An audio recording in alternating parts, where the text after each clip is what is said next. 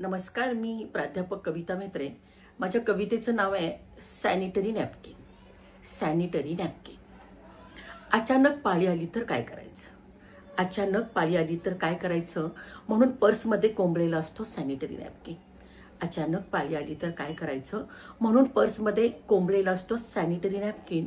Use and throw, use and throw. बाईलाही तसंच कोंबलं जातं, वापरून फेकलं जातं। बाईलाही तसंच कोंबलं जातं, वापरून फेकलं जातं।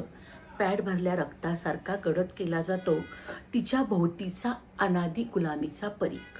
पॅड भरल्या रक्तासारखा गडद केला जातो तिच्या भोवतीचा अनादी गुलामीचा परीघ। त्याला तुम्ही हवं तर संस्कार म्हणा। जिथं जिथं तिच्या स्वातंत्र्याचा अर्थ असतो फक्त, जिथं तिच्या स्वातंत्र्याचा अर्थ असतो फक्त पुरुष, धर्म आणि संस्कृती, या पलीकडं शोधू नये तिनं कुठल्याही उजेडाची एखादी साधी तिरी। म्हणूनच कोंबलं जातं तिला कुठल्याही रूढी परंपरेच्या पेचक्यात। म्हणूनच कोंबलं जातं तिला कुठल्याही रूढी परंपरेच्या पेचक्यात।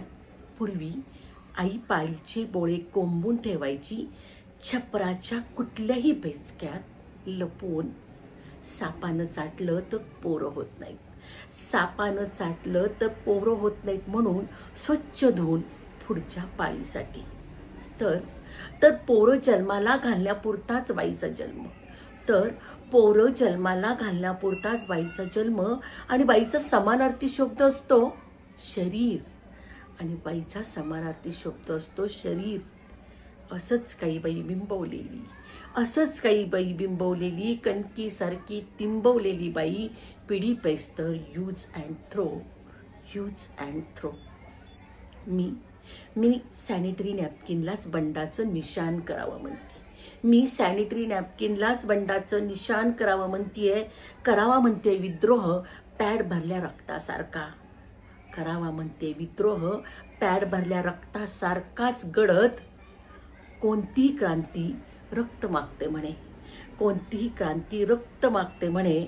मग बाईच्या रक्ताचा विटाळ कसा, मग बाईच्या रक्ताचा विटाळ कसा। थँक्यू।